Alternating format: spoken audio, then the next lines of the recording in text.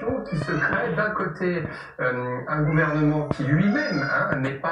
n'avance pas de manière uniforme, avec d'un côté Mounir Majoubi qui dans cette tribune du Monde a quand même dit qu'il entendait la colère, de l'autre des gens qui sont assez campés sur l'opposition, et puis un mouvement des Gilets jaunes qui, contrairement à ce que disent certains, se structure petit à petit. Vous avez vu qu'il avait trouvé un symbole, il a un nom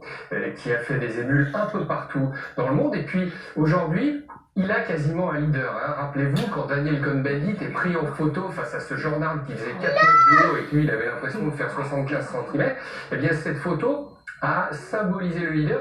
Éric Drouet, par cette phrase qu'il a tenue sur votre plateau, il est devenu quelque part le leader emblématique de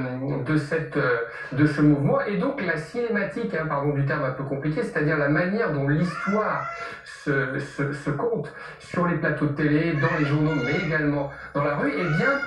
cette cinématique, elle continue de trouver des éléments pour passionner la France. Pardon d'avoir un peu une lecture romanesque de ce qui se passe, mais c'est quand même ça, c'est-à-dire que ça passionne les foules. Vous avez vu que les sondages nous disent que les Français sont encore majoritairement, avant ils étaient massivement, maintenant ils sont majoritairement derrière le mouvement. Les audiences sont très très bonnes lorsqu'on délivre des images, donc ces choses-là font qu'on a un peu à la manière d'une tragédie, la fameuse tragédie grecque. Vous avez certains qui disent ça n'est pas assez, le gouvernement qui dit je suis positionné, et jour après jour on va voir l'histoire se poursuivre. La chose qu'il ne faudrait pas, ça serait que, comme le disait tout à l'heure Monsieur Toussaint, ça serait que on vienne à connaître ce que les forces de l'ordre et l'ensemble des commentateurs redoutent, c'est-à-dire un premier mort à l'issue de confrontations entre les forces de l'ordre et les manifestants, ce qui pour l'instant n'a pas été fait. Et encore une fois, soulignons, ne manquons jamais de souligner l'extrême professionnalisme de nos forces de l'ordre françaises, qui font que j'en parlais de manière romanesque, et ça n'est pas une tragédie, et